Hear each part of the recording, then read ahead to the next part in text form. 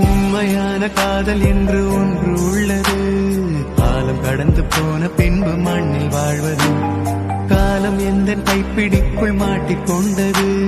காதல் என்னை விட்டு விட்டு எங்கு சென்றது.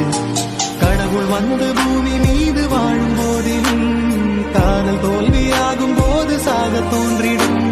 காதலின்றி பூமி மீது வாழ நேர்ந்திடும். கொஞ்ச நேரம் கூட நரகம் போல மாறிடும்.